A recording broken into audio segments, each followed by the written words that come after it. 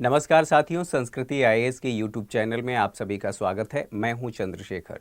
तो आज हम बात करने वाले हैं रेपो रेट के बारे में। दरअसल मौद्रिक नीति समिति ने रेपो दर में 0.25 अंक की मतलब आधार अंक की वृद्धि किया है और उससे अर्थव्यवस्था पर क्या प्रभाव होगा, अर्थव्यवस्था के साथ साथ तरलता, ग्रोथ और ब्याज दरों पर, इन सब पर क्या प्रभाव होगा, इसके बारे में आज हम समझने वाले हैं। तो चलिए शुरुआत करते हैं आज की क्लास की और इसी से संबंधित बातों को देखते हैं। यहाँ पर जो पेपर में कटिंग आया है, मतलब पेपर में जो खबरें आई हैं उसी का कटिंग लगाया गया है। आप देख सकते हैं, वेरीफाई कर सकते हैं। यहाँ पर 25 आधार अंक की वृद्धि की गई है। साथ ही साथ ये भी बताया गया है कि अस्थाई जमा सुविधा, इसकी वजह से जो वृद्धि की गई है, अस्थाई जमा सुविधा दर में भी वृद्धि हुई है। साथ ही साथ सीमांत अस्थाई सुविधा दर में भी वृद्धि हुई है और बैंक दर में भी वृद्धि हुई है। अब यहाँ पर ध्यान रखना है कि रेपो रेट क्या होता है और रेपो रेट के साथ साथ जो अस्थाई जमा सुविधा है वो क्या होती है, साथ ही साथ सीमांत अस्थाई सुविधा क्या होती है, बैंक दर क्या होता है और इनका अर्थव्यवस्था पर क्या प्रभाव होता है। इससे संबंधित बातों को देखें।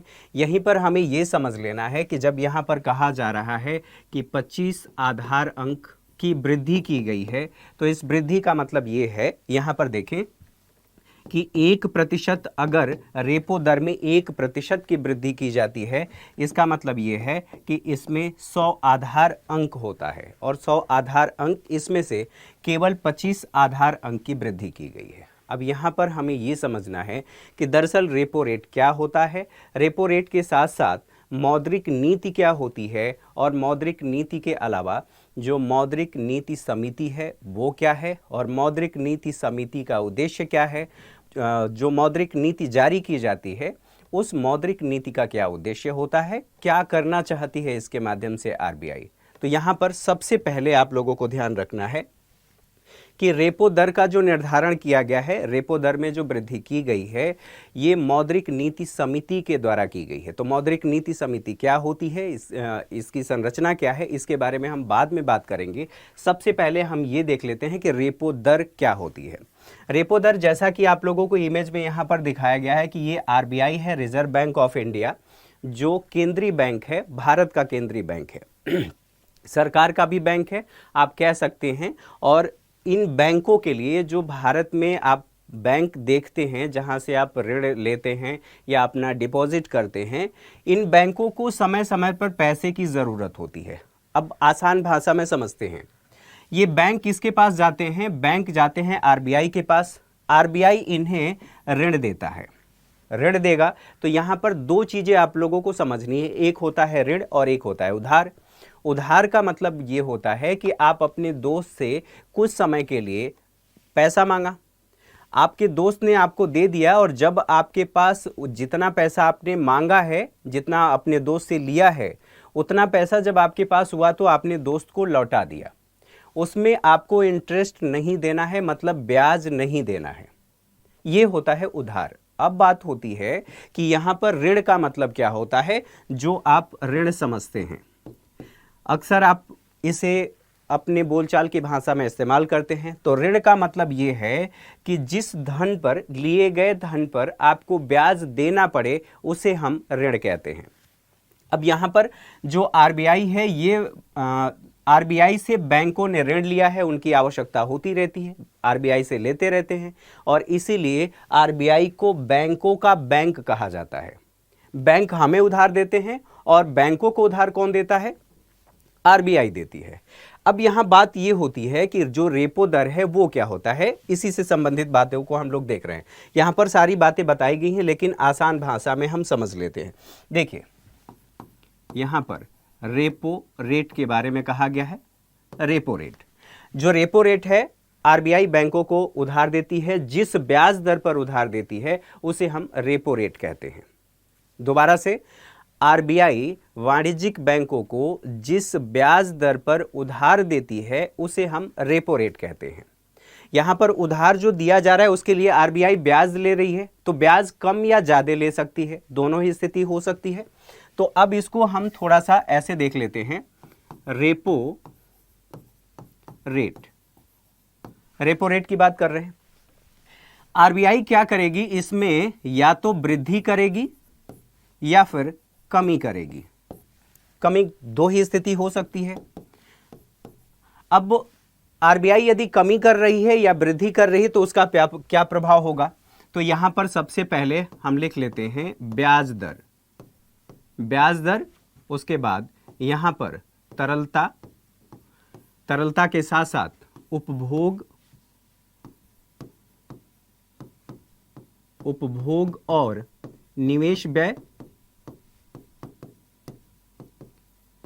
निवेश व्यय, और उपभोग और निवेश व्यय के साथ साथ यहीं पर आएगी कि वस्तुओं और सेवाओं के मूल्य में क्या परिवर्तन आएगा। तो यहां पर हम लिख लेंगे इसे गुड्स प्लस सर्विसेज के का मूल्य, मूल्य, और अंत में हम बात करेंगे कि अर्थव्यवस्था के ग्रोथ पर क्या प्रभाव पड़ेगा, अर्थात यहां समृद्धि की बात होती है, समृद्धि पर क्या प्रभाव होगा। तो देखिए, आरबीआई ने बैंकों को ऋण दिया और उस ऋण पर उसने ब्याज दर बढ़ा दिया। ब्याज दर अर्थात अब बैंकों को जो आरबीआई को लौटाना पड़ेगा वो ज़्यादा पैसा लौटाना पड़ेगा, क्योंकि 10,000 का मान लेते हैं या 10 करोड़ मान करके चलिए, बैंकों के लिए थोड़ा सा ये उनकी बेइज्जती हो जाएगी। मान लेते हैं 10 करोड़ का आरबीआई से किसी बैंक ने ऋण लिया और उस ऋण पर आरबीआई ने रेपो रेट बढ़ा दिया, अर्थात ब्याज दर बढ़ा दिया। तो 10 करोड़ का जब पेमेंट करेगा वो बैंक तो उसे ज़्यादा देना पड़ेगा, क्योंकि ब्याज दर बढ़ा हुआ है। तो यहाँ ब्याज दर में जो वृद्धि हुई है उससे क्या होगा, अब यहाँ पर मान लेते हैं थोड़े समय के लिए रेपो रेट में वृद्धि हुई। रेपो रेट में वृद्धि से जो बैंक है उसके पास अब पैसा कम हो जाएगा, क्योंकि उसे आरबीआई को अब ज़्यादा पैसा देना पड़ेगा। तो बैंक के पास पैसा कम होगा तो वो लोगों को ऋण देगा, तो ऋण देगा जरूर, लेकिन वो भी महंगा ऋण देगा। ब्याज दर वो बढ़ाएगा, तो ब्याज दर बढ़ाएगा तो यहीं पर कहा गया है कि ब्याज दर में वृद्धि हो जाएगी। क्या होगी, ब्याज दर में वृद्धि होगी। अब यहां पर बैंकों से कौन ले रहा है, हम और आप ले रहे हैं। बैंक में गए, वहां से हमने उधार लिया, मतलब ऋण लिया, और उस ऋण के बदले में हमने क्या किया। बैंक की कमाई कैसे होती है, इसी से तो होती है, जो आप ऋण लेते हैं और फिर आप उस ऋण पर ब्याज देते हैं, या फिर आप पैसा जमा करते हैं, बैंक उसको कहीं इन्वेस्ट करता है। अभी थोड़ी देर में हम उसे भी समझेंगे। तो यहाँ पर बैंक ने अपने द्वारा दिए जाने वाले ऋण पर ब्याज बढ़ा दिया है। अब ब्याज बढ़ा दिया है तो एक आम व्यक्ति है, मान लेते हैं थोड़े समय के लिए ए नामक व्यक्ति है, ये बैंक से ऋण ले रहा है। यहाँ पर बैंक की बात की जा रही है, ये बैंक से ऋण ले रहा है। अब इसको बैंक से ऋण महंगा मिल रहा है, ब्याज ज्यादा देना पड़ रहा है। तो अब ये क्या करेगा, ए नामक व्यक्ति कहेगा कि अभी ब्याज दर बढ़ी हुई है, मैं बाद में अपनी आवश्यकताओं को पूरा करूंगा, अभी मैं ऋण नहीं लूंगा क्योंकि मुझे ब्याज ज्यादा देना पड़ेगा। तो ए नामक व्यक्ति है, अब इस ए नामक व्यक्ति ने अपना पोस्टपोन कर दिया प्लान। अगर सपोज दैट उसे कार लेना है, जैसे ही पोस्टपोन किया तो अब क्या होगा, इस ए नामक व्यक्ति के पास पैसा कम होगा, और कम होगा तो इसका मतलब ये है कि बाजार में तरलता जो है उसमें कमी होगी। अब ये तरलता क्या चीज है और कैसे कमी होगी। आपके पास जितना पैसा है आप खर्च करते हैं, हो सकता है आपकी इनकम कहाँ से हो रही है, या तो आप जॉब कर रहे हैं, आपको वेतन मिल रहा है, या फिर आप चारवाक दर्शन को मानते हैं और चारवाक दर्शन को मानते हुए आपने बैंक से ऋण लिया और खाना शुरू किया। तो दो तरीके हुए, आपकी इनकम हुई या आपने ऋण लिया। और अगर आपने बैंक से ऋण लिया है तो आप उसे खर्च करेंगे, खर्च करेंगे तो अर्थात बाजार में डिमांड क्रिएट हो रही है और मुद्रा आपके पास है, और आप जैसे जितने लोग हैं हो सकता है कि हम आप सभी मिलकर के इसी तरह से मुद्रा को बाजार में खर्च कर रहे हैं। मतलब बाजार में मुद्रा फ्लो कर रही है, एक व्यक्ति से दूसरे व्यक्ति के पास, दूसरे व्यक्ति से तीसरे व्यक्ति के पास। इसी तरह से अगर आपने कुछ वस्तु खरीदा तो, या फिर आपने सेवा दिया तो उसके बदले आपको पैसा मिलेगा। तो ऐसी स्थिति में बाजार में मुद्रा की तरलता बढ़ जाती है। अब मुद्रा की तरलता बढ़ने का मतलब यह है कि बाजार में सबके पास पैसा आ जा रहा है। तो जब यहां पर ब्याज दर में वृद्धि हुई है तो तरलता क्या होगा, ए नामक व्यक्ति था, इसने ऋण नहीं लिया, ऐसी स्थिति में क्या होगा, यहाँ पर तरलता में कमी आ जाएगी। अब तरलता में कमी, केवल ए नामक व्यक्ति ही बैंक से ऋण नहीं लेता है, बहुत सारे लोग होते हैं जो बैंक से ऋण लेकर के अपनी ज़रूरतों को पूरा करते हैं।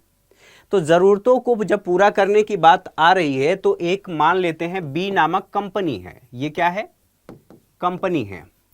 ये कंपनी क्या की, ये बैंक के पास गई और बैंक से लोन लिया, लोन लेकर के कहीं पर इन्वेस्ट किया। इन्वेस्ट कहां पर, मान लेते हैं थोड़ी देर के लिए कोई मोबाइल बनाने वाली कंपनी है, वो मोबाइल बनाने वाली कंपनी बैंक से ऋण ली और ऋण लेकर के मोबाइल बनाने की फैक्ट्री लगाई, या उस व्यापार को और बढ़ाना चाहती है, मोबाइल के प्रोडक्शन को और बढ़ाना चाहती है, तो बढ़ाने के लिए उसने बैंक से ऋण लिया है।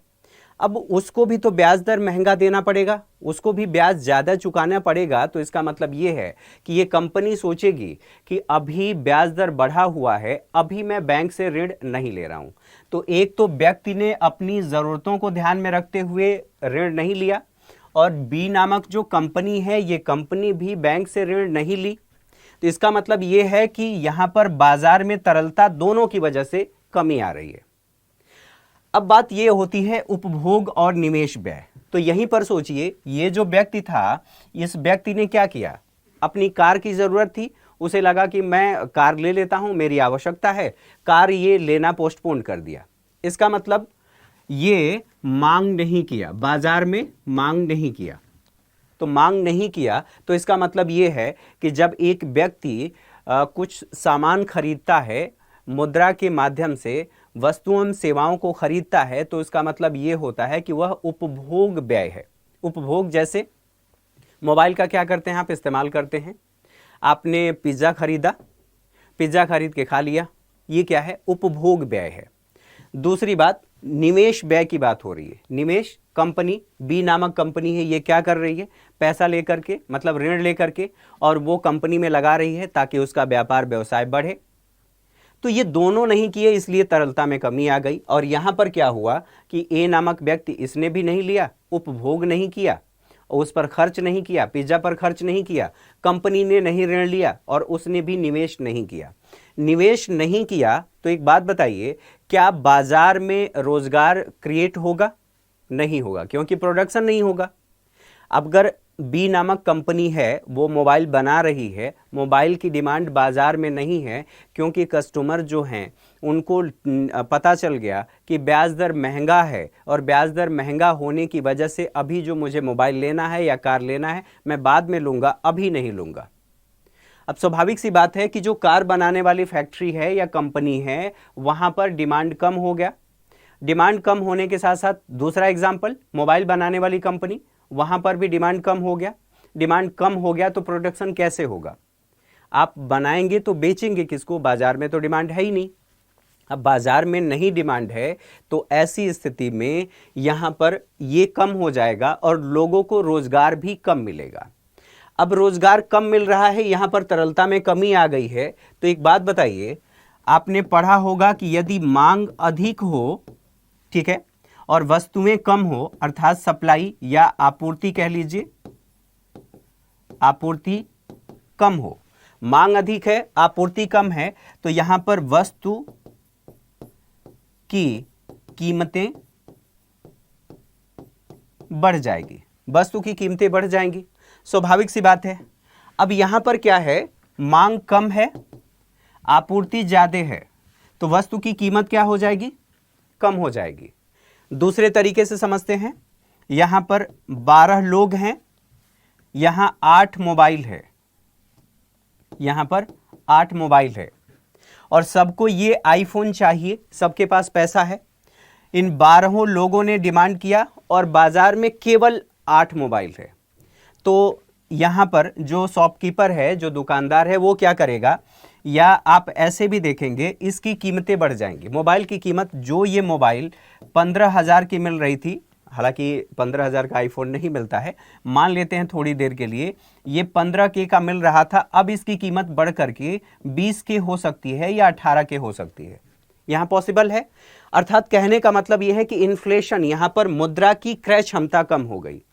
मतलब जो यहाँ पर 15,000 पहले थी कीमत, अब 15,000 में ये मिल सकता था, अब यही सामान 20,000 में मिल रहा है, तो इसका मतलब यह है कि मुद्रा की क्रय क्षमता जितना 15,000 रुपये का मूल्य था, वो मूल्य अब उस 15,000 का नहीं रहा।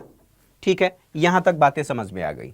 तो ऐसी स्थिति में यहां पर जब तरलता में कमी है, उपभोग और निवेश व्यय है, इसमें क्या होगी, इसमें भी कमी आ जाएगी। और कमी आने के साथ साथ जब गुड्स एंड सर्विसेज की बात हो रही है, लोगों के पास पैसा नहीं है तो डिमांड कम होगा, और जब डिमांड कम होगा तो वस्तुओं एवं सेवाओं के मूल्य में भी कमी आ जाएगी। क्या होगी, कमी आ जाएगी। अब बताइए, यहां पर उपभोग और निवेश व्यय हो नहीं रहा है। उपभोग नहीं हो रहा है, इसका मतलब डिमांड नहीं हो रहा है। निवेश नहीं हो रहा है, मतलब लोगों के पास रोजगार नहीं है। लोगों के पास रोजगार नहीं है, इसका मतलब यह भी है कि लोगों की पर कैपिटा इनकम कम हो रही है। अर्थात कहने का मतलब यह है, लोगों की प्रति व्यक्ति आय या जनता की प्रति व्यक्ति आय कम है, और प्रति व्यक्ति आय यहां पर कम जब होगी तो उसका परिणाम अर्थव्यवस्था पर कैसा होगा, लोग खर्च नहीं करेंगे। अब यहां पर गुड्स एंड सर्विसेज, इसके मूल्य में कमी आ रही है, तो ये सब सारे प्रभाव देखने के बाद आप कहेंगे कि जो समृद्धि दर है उसमें कमी आ जाएगी। ठीक है, जितना आप कंज्यूम करेंगे, उपभोग करेंगे, वो सब कुछ कहाँ, इसी में तो जाएगा। प्रोडक्शन बढ़ेगा तो हमारी जीडीपी बढ़ेगी। अब कुल मिलाकर के कह सकते हैं हमारी समृद्धि बढ़ेगी। अब इसकी उलट स्थिति क्या होगी, मान लेते हैं रेपो रेट में आरबीआई ने कमी कर दिया। मौद्रिक नीति जारी करने का अधिकार आरबीआई के पास है। ठीक है, राजकोषीय नीति सरकार जारी करती है। अब ऐसी स्थिति में अगर कमी कर रहा है, यानी कि ब्याज दर में भी कमी आ जाएगी। ब्याज दर में कमी आ जाएगी क्योंकि अब आरबीआई से बैंकों को ऋण सस्ता मिल रहा है, यानी कि बैंकों के पास अब पैसा ज्यादा हो जाएगा। यहां पर देखिए, बैंक को आरबीआई से ऋण सस्ता मिल रहा है, आरबीआई ने इनको दिया, इनको सस्ता मिला। अब इन्होंने क्या किया, इनके पास पैसा ज्यादा हो गया तो ये जनता को और कंपनी को, जो कंपनी अगर निवेश करना चाहती है, दोनों को ये ऋण ज्यादा देंगे। और किस पर देंगे, कम ब्याज दर पर देंगे। अब वही बात यहां पर बताई गई है कि इसमें ब्याज दर में क्या होगी, ब्याज दर में कमी हो जाएगी। बैंकों के पास पैसा ज्यादा होगा। ठीक, अब जब ज्यादा होगा क्योंकि उन्हें आरबीआई को भी तो कम देना पड़ रहा है। तरलता में क्या होगी, अब जब ब्याज दर कम होगा तो लोग ज्यादा लोन लेंगे, और लोन ज्यादा लेंगे या ऋण ज्यादा लेंगे, तो इसका मतलब यह सबके पास पैसा होगा, तो तरलता में क्या होगी, वृद्धि हो जाएगी। और तरलता में वृद्धि होने का मतलब यह है कि अब आप जो अपने कार का शौक पूरा करना था, अब आप कहेंगे कि ब्याज दर कम है, मुझे सस्ता ऋण मिल रहा है, मैं एक काम करता हूं, कार ले ही लेता हूं। आपने कार ले लिया, और कार लेने के बाद आपने अपना काम शुरू कर दिया। तो जो कार लिया, यानी कि बाजार में जा करके आप शोरूम में जिस कंपनी का आप कार ले रहे हैं, डिमांड कर रहे हैं ना कि मुझे कार चाहिए, इसका मतलब यह है कि उस एक यूनिट को आपने खरीदा। अब उस एक यूनिट की पूर्ति करने के लिए उस कंपनी को, जिस कंपनी से भी आपने लिया है, प्रोडक्शन करना पड़ेगा। तो वो क्या करेगा, अब निवेश करेगा।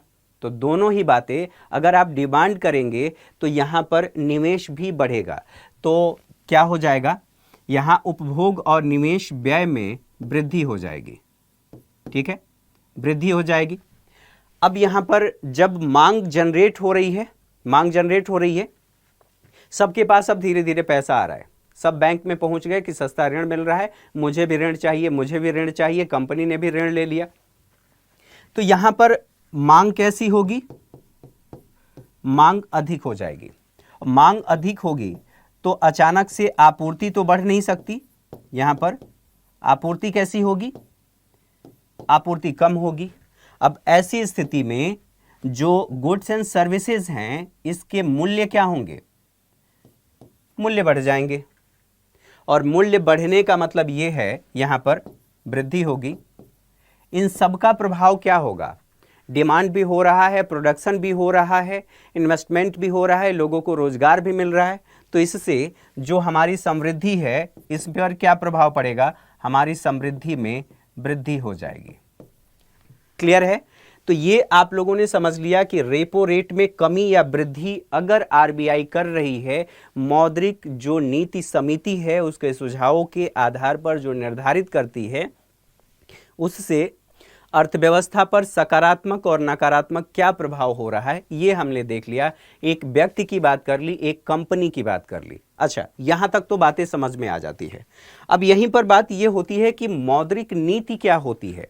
मौद्रिक नीति या मॉनेटरी पॉलिसी आप कहते हैं, आप संक्षेप में इसे मॉनेटरी पॉलिसी कहते हैं। अब मॉनेटरी पॉलिसी को ऐसे समझिए कि अर्थव्यवस्था में मुद्रा के प्रवाह को विनियमित करने से संबंधित जितनी भी नीतियां हैं, उन सभी नीतियों के सम्मिलित रूप को मौद्रिक नीति कहा जाता है। अब यहां पर देखें, हम इसे कैसे समझ रहे हैं कि मुद्रा का प्रवाह कहां पर, यहां अर्थव्यवस्था में। अर्थव्यवस्था, भारत क्या है? भारत एक अर्थव्यवस्था है। भारत में मुद्रा की प्रवाह की बात की जा रही है, अर्थव्यवस्था में मुद्रा की प्रवाह की बात की जा रही है। यहां पर देखें, तरलता की बात की जा रही है, और यही तरलता की ही बात हम कह रहे हैं यहां पर, मुद्रा का प्रवाह। तो अर्थव्यवस्था में मुद्रा के प्रवाह में कमी या वृद्धि लाने से संबंधित जितनी भी नीतियां हैं, उन नीतियों के सम्मिलित रूप को मौद्रिक नीति कहा जाता है, और इसे जारी करने का अधिकार, जैसा कि पहले बताया, आरबीआई को है। ये बात समझ में आ गई। सवाल ये है कि इसके कंपोनेंट्स कौन से हैं। तो यहां पर घटक की बात होगी कि घटक कौन कौन से हैं। तो दरअसल इसके 3 घटक हैं, और 3 घटक कौन कौन से हैं, उनका क्या प्रभाव होता है। जैसे यहां पर ब्याज दर बढ़ाया, जैसा कि आप लोगों ने यहां पर समझा। रेपो रेट वह दर है जिस ब्याज दर पर या जिस दर पर आरबीआई बैंकों को ऋण देती है, ऋण उपलब्ध कराती है। अब यहां पर देखिए, ब्याज दर की बात होगी, और ब्याज दर के साथ साथ यहीं पर इसके माध्यम से क्या किया जा रहा है, मुद्रा की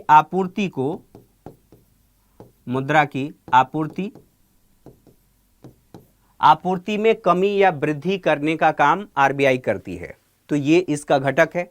इसी के साथ साथ एक महत्वपूर्ण बात यह भी है कि हमने ये देखा, इन्फ्लेशन अर्थात मुद्रास्फीति हमने वहां पर देख लिया कि वस्तुओं एवं सेवाओं की अगर डिमांड ज़्यादा हो रही है और आपूर्ति कम है, तो वस्तुओं एवं सेवाओं की कीमतों में क्या होगा, वृद्धि या कमी। तो यहाँ पर एक और है जिसे हम कहते हैं मुद्रास्फीति, ये इसके घटक हैं। ये घटकों की बात तो हम लोगों ने कर ली। अब बात यह है कि इसके उपकरण कौन से हैं। तो यहीं पर जब हम उपकरण की बात करेंगे, मौद्रिक नीति के उपकरण, आप ऐसे कह सकते हैं, मौद्रिक नीति के उपकरण, ठीक है। टूल्स कौन कौन से हैं, तो यहां पर दरअसल हम 2 टूल्स की बात करते हैं। पहली बात, एक को हम कहते हैं मात्रात्मक उपकरण, और एक को कहते हैं गुणात्मक या चयनात्मक उपकरण। मात्रात्मक उपकरण और दूसरे को गुणात्मक / चयनात्मक उपकरण। यहां पर देखिए, मात्रात्मक में क्या क्या चीजें शामिल होती हैं, अगर इसकी बात हम कर लें, यहां पर repo rate, reverse repo rate, यहीं पर OMO, ओपन मार्केट ऑपरेशन, यहीं पर OMO की बात हो जाती है। साथ ही साथ बैंक दर की बात हो जाती है, बैंक दर। अब बैंक दर क्या होता है, अभी थोड़ी देर में हम समझेंगे। बैंक दर, यहां पर बात क्या होगी, साख की राशनिंग। अब ये सारी चीजें क्या होती हैं, ये आप लोग डिटेल में समझेंगे। फिलहाल यहाँ पर जो हमारी आवश्यकता है, उन उपकरणों को हम बता रहे हैं। हमें फोकस जिस पर करना है, फिलहाल हम उस पर फोकस कर रहे हैं। यहाँ पर देखिए, साख की राशनिंग की बात होती है। यहीं पर दिशा निर्देश जारी किया जाता है, दिशा निर्देश, और नैतिक दबाव बनाया जाता है बैंकों पर। नैतिक दबाव के साथ साथ एक और महत्वपूर्ण काम किया जाता है, त्वरित कार्यवाही की बात होती है, त्वरित कार्यवाही, ठीक है। ये हम लोगों ने समझ लिया। यहां पर मात्रात्मक अर्थात इसके माध्यम से कमी या वृद्धि की जा रही है। डिटेल में आप लोग फिर समझेंगे इससे संबंधित बातें। तो ये हम लोगों ने मौद्रिक नीति के उपकरण के बारे में बात कर लिया, और मौद्रिक नीति के उपकरणों को समझने के बाद अब आगे बढ़ते हैं। यहाँ पर एक बात कही गई है, रेपो दर में वृद्धि के प्रभाव क्या होते हैं। वही सारी बातें, गवर्नमेंट इंक्रीज रेपो रेट दस increasing the interest on the loan. ये सारी बातें जो हमने डायग्राम के माध्यम से समझा, वो सारी बातें यहाँ पर बताई गई हैं। अब आगे बढ़ते हैं, यहाँ पर देख लेते हैं बैंक दर क्या होता है। अच्छा, यहाँ आगे बढ़ने से पहले एक बार हम इसके बारे में ये भी समझ लें, इसका उद्देश्य क्या होता है, मौद्रिक नीति का उद्देश्य क्या होता है। तो जब हम मौद्रिक नीति के उद्देश्य की बात कर रहे हैं, ऑब्जेक्टिव ऑफ मॉनेटरी पॉलिसी, तो यहाँ पर देखिए कुछ इसके ऑब्जेक्टिव्स होते हैं। तो यहीं पर इससे संबंधित कुछ बातों को एक बार में हम समझ लेते हैं। देखिए, चक्रवर्ती समिति गठित की गई थी और चक्रवर्ती समिति ने कुछ सुझाव दिए थे, और उस चक्रवर्ती समिति के सुझाव के आधार पर जो बताया गया था, सबसे पहले बात यहाँ पर मुद्रा की आपूर्ति सुनिश्चित करना, तरलता को नियंत्रित करना, यहाँ पर आर्थिक विकास की बात की जाती है, आर्थिक विकास और समानता सुनिश्चित करना।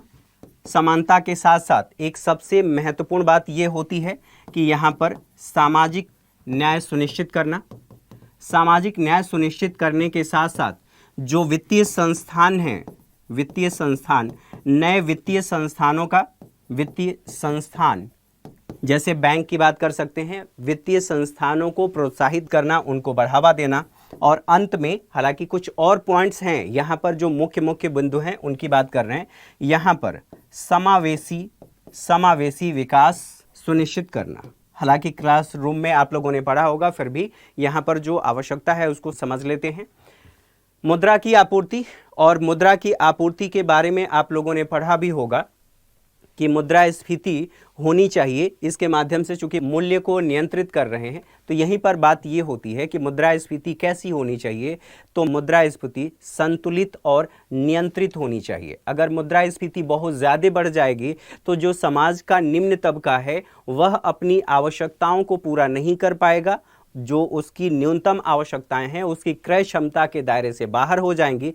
क्रय क्षमता का मतलब क्या होता है, वह उस व्यक्ति की आय इतनी नहीं है कि वह बाजार में जा कर के राशन खरीद सके, वो उसकी न्यूनतम आवश्यकता है। अपने लिए कपड़े खरीद सके, अपने लिए दवाइयाँ खरीद सके, ये उसकी न्यूनतम आवश्यकताएं हैं। तो अगर वो न्यूनतम आवश्यकताओं को पूरा नहीं कर पा रहा है, वो क्रय क्षमता से बाहर चली गई हैं क्योंकि मुद्रास्फीति है, और मुद्रास्फीति की वजह से उसकी कीमतें बढ़ी हुई हैं। तो यहाँ पर सामाजिक न्याय सुनिश्चित नहीं हो पाएगा, उस व्यक्ति का सामाजिक न्याय सुनिश्चित नहीं हो पाएगा, जो सुविधाएं उसे चाहिए वो नहीं कर पाएगा।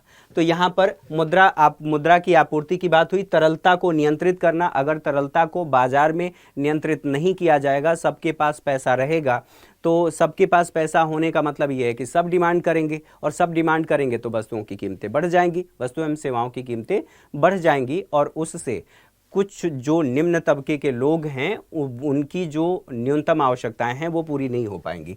आर्थिक विकास, अगर ऐसा नहीं हो रहा है तो मान लीजिए प्रोडक्शन आप कर रहे हैं, प्रोडक्शन करने का मतलब ये है कि आप लाभ चाहते हैं, लाभ के लिए कर रहे हैं। लाभ के लिए कैसे कर रहे हैं, मान लीजिए आप ये मार्कर बना रहे हैं, तो आप ये मार्कर क्यों बना रहे हैं, बना करके इसमें जितनी आपकी लागत लगी है, जैसे आपने इसके लिए कच्चा माल खरीदा, फिर उसके बाद मशीन में ले जा करके इसका डिज़ाइन तैयार किया, फिर इसके आगे जो रबड़ है वो लगाया, लगाने के बाद ये फाइनली तैयार हुआ, पैकेजिंग किया, पैकेजिंग करने के बाद ये मार्केट में आया।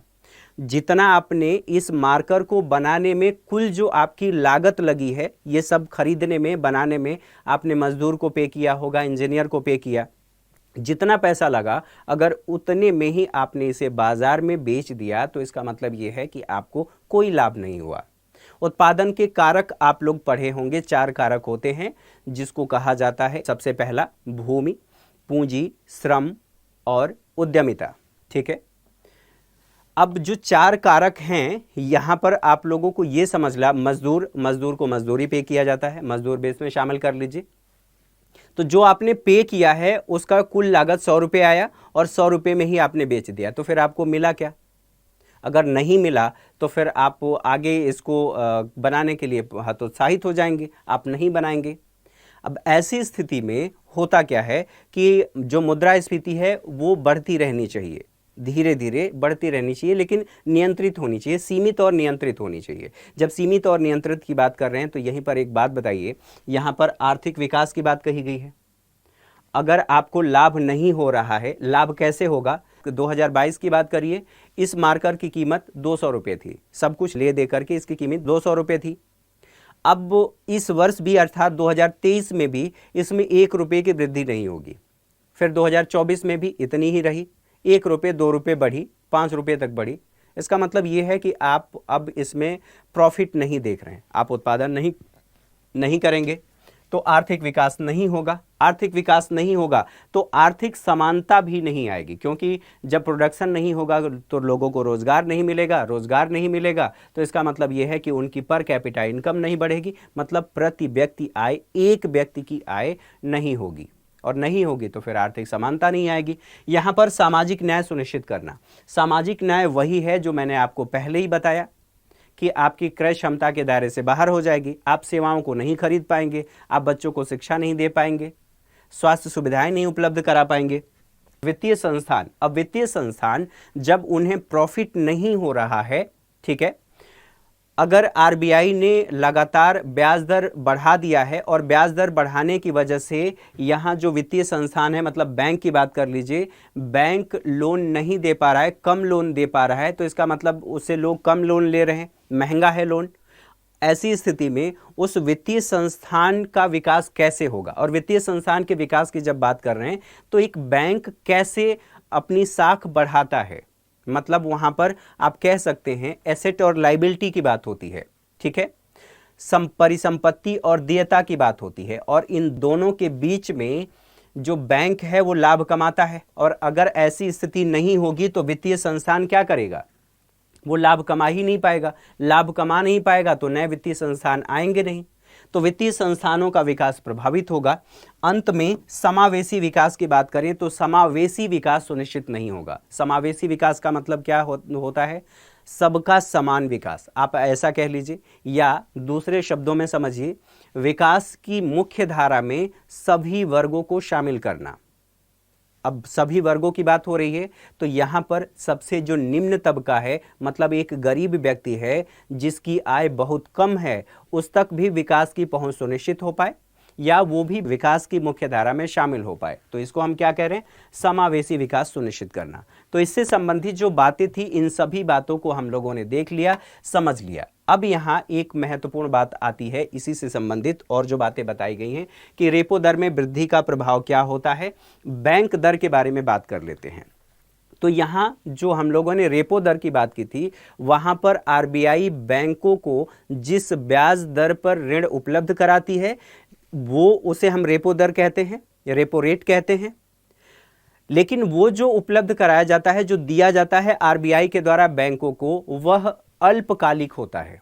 यहां पर जब हम बैंक दर की बात कर रहे हैं तो आरबीआई बैंकों को जिस ब्याज दर पर दीर्घकालिक ऋण प्रदान करती है उसे हम बैंक दर कहते हैं, ठीक है। यहां तक आप लोगों को समझ में आ गया। अब सवाल ये उठता है कि यहाँ पर बैंक दर का उद्देश्य क्या होता है? बैंकों के पास पैसा कम है, यहाँ पर दीर्घकालिक ऋण की बात हो रही है, यानी कि लंबे समय के लिए बात हो रही है। तो जब दीर्घकालिक समय की बात हो रही है तो यहाँ उद्देश्य की बात हमने की, तो इसका मतलब ये है कि बैंकों के पास पैसा लंबे समय तक रहेगा, और लंबे समय तक रहेगा तो बैंकों की साख बढ़ जाएगी। यहाँ पर बैंकों की क्या होगी? ये बैंक है, इसकी साख बढ़ जाएगी। आप ऐसे कह सकते हैं कि बैंकों की तरलता बढ़ेगी। आप ऐसे भी कह सकते हैं जब बैंक के पास पैसा रहेगा तो वो ज़्यादा ऋण देगा, और ज़्यादा ऋण देगा तो उसे ज़्यादा लोगों से ब्याज मिलेगा, और ज़्यादा लोगों से ब्याज मिलेगा, इसका मतलब ये है कि उसकी साख सृजन क्षमता बढ़ रही है। साख सृजन क्षमता अर्थात ऋण दे करके और उस पर ब्याज प्राप्त करने की क्षमता बैंक की बढ़ रही है। अब ये आप लोगों ने समझ लिया। अब इन बातों को समझने के बाद बात ये होती है अस्थाई जमा सुविधा किसे कहते हैं। यहाँ पर अस्थाई जमा सुविधा की बात हो रही है। तो बैंक क्या करते हैं, अपनी एसेट और लाइबिलिटी के मध्य, यहीं पर ध्यान रखना है कि एसेट और लाइबिलिटी का मतलब क्या होता है, इसको समझ लेते हैं फिर इसे समझेंगे। देखिए ये बैंक है और यहां पर ए नामक व्यक्ति है और यहां पर बी नामक व्यक्ति है, ठीक है। अब ऐसी स्थिति में सोचिए, ए नामक व्यक्ति ने बैंक में अपना पैसा जमा किया। कुछ पैसा बैंक के पास भी होगा, कुछ पैसा पहले से बैंक के पास होगा और वही पैसा, उसे ही हम कह रहे हैं ये क्या है, वह बैंक की परिसंपत्ति है, ठीक है। बैंक की क्या है, परिसंपत्ति है। अब इस बैंक ने, ये व्यक्ति, इसके पास पैसा ज़्यादा है, ये बैंक में रखना चाहता है, जमा करना चाहता है। इस व्यक्ति के पास पैसा नहीं है, ये बैंक से ऋण लेना चाहता है, तो बैंक इनको ऋण प्रोवाइड करेगा। जो ऋण प्रोवाइड करेगा उस पर इसे क्या मिलेगा, जो आरबीआई है उसे ब्याज मिलेगा। तो इस व्यक्ति के लिए बैंक द्वारा लिया गया पैसा, ये इसकी लाइबिलिटी है। किसकी, ये व्यक्ति की लाइबिलिटी है, मतलब जिम्मेदारी है या देयता कह सकते हैं, बैंक के लिए देयता है, मतलब इस व्यक्ति का देयता है बैंक पर, मतलब देना है इसको। ये जो व्यक्ति है, इस व्यक्ति ने बैंक में जो पैसा जमा किया है, इस पैसे को दोबारा ये लौटाएगा और इसे भी क्या मिलेगा, ब्याज मिलेगा, ठीक है। ब्याज मिलेगा किसको, ए नामक व्यक्ति। ये दे कौन रहा है, बैंक दे रहा है। अब दोनों स्थिति में आप देखिए कि यहां पर क्या हो रहा है कि इस व्यक्ति ने बैंक में पैसा जमा किया, थोड़ी देर के लिए भूल जाइए कि बैंक के पास क्या है, कुछ नहीं है, बैंक के पास कोई पैसा नहीं है। अब बैंक के पास पैसा नहीं है तो ये ऐसी स्थिति में बैंक क्या करेगा, यहां पर ध्यान रखने वाली बात यह है कि ये व्यक्ति ने, इस व्यक्ति ने, ए नामक व्यक्ति ने बैंक को पैसा दिया है, मतलब यहां पर जमा किया है, और इस बैंक ने बी नामक व्यक्ति को वही पैसा दे दिया है। अब इस पैसे से बैंक को ब्याज मिल रहा है और यही ब्याज यहां से हो सकता है कि 10% इसे मिल रहा है बैंक को, और बैंक इनको कितना लौटा रहा है, 7%। बचा जो 3% ये इसने अपना पैसा बनाया है, बैंक ने इसी में से अपनी एसेट, अर्थात ये जो दिया है ये बैंक के लिए एसेट है, जो इनको दिया है वो बैंक की एसेट है, और लाइबिलिटी अर्थात बैंक इनसे, बैंक में जो इस व्यक्ति का जमा था वो इसके लिए लाइबिलिटी थी, अर्थात देयता थी। तो इन दोनों के मध्य बैंक ने क्या किया, पैसा बना लिया। अब यही आप लोग यहाँ समझेंगे कि अस्थाई जमा सुविधा क्या होती है। तो बैंक ऐसे जो पैसा जमा किया है, इस जमा से जो बैंक को लाभ हुआ है, उसके पास अतिरिक्त पैसा जमा हो गया है और उसी अतिरिक्त पैसे को आरबीआई के पास वो जमा करता है। कहाँ पर, आरबीआई के पास जमा करता है। और आरबीआई के पास जमा कर रहा है तो एक बात बताइए, अगर आरबीआई के पास जमा कर रहा है यानी कि पैसा आरबीआई के पास जा रहा है, तो जब आप बैंक से ऋण लेते हैं तो आप क्या करते हैं, उसके लिए आप कुछ जमानत राशि के रूप में देते हैं।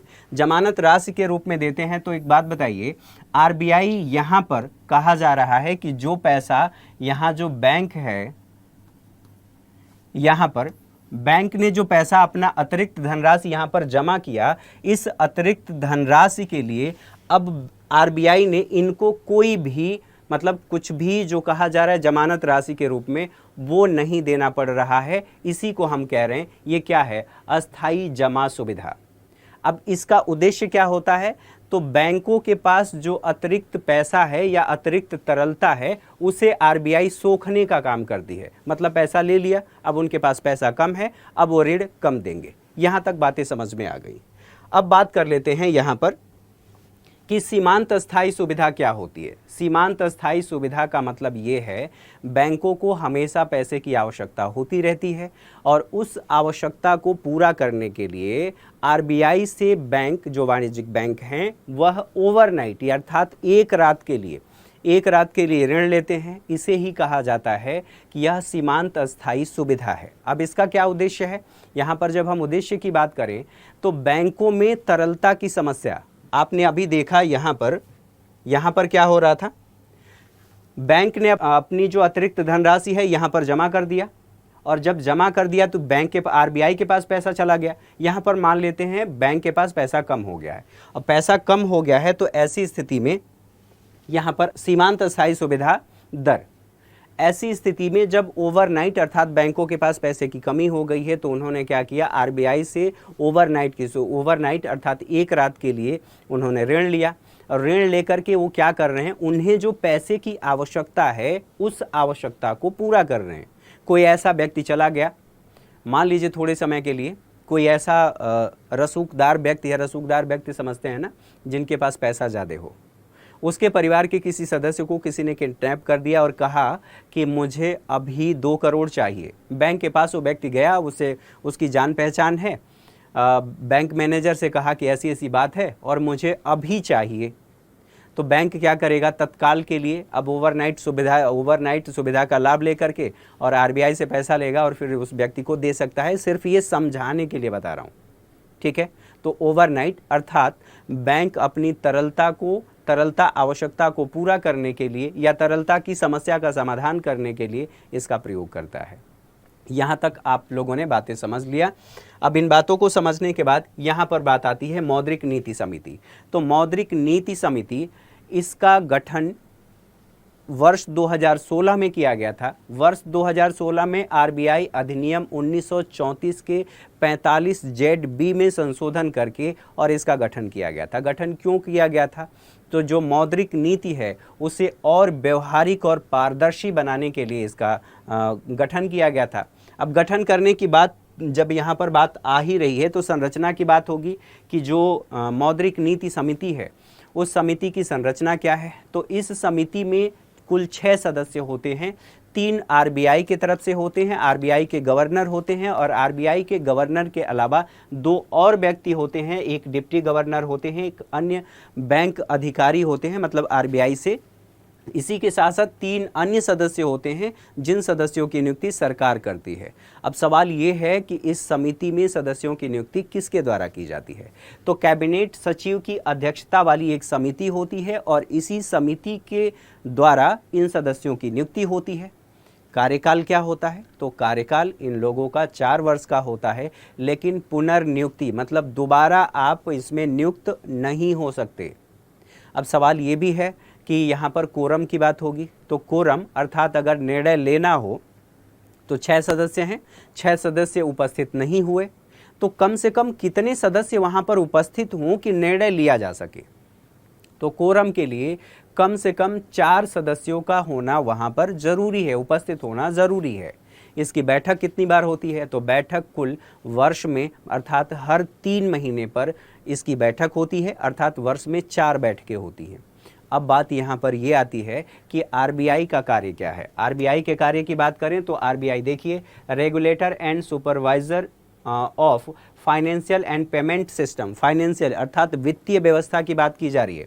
वित्तीय व्यवस्था और पेमेंट सिस्टम से संबंधित जितने भी कार्य हैं उनको विनियमित करने का काम करता है, उनका सुपरविजन करता है, उनको रेगुलेट करने का काम करती है आरबीआई। साथ ही साथ जो विदेशी मुद्रा भंडार है, विदेशी मुद्रा भंडार उसका प्रबंधन करने का काम करती है।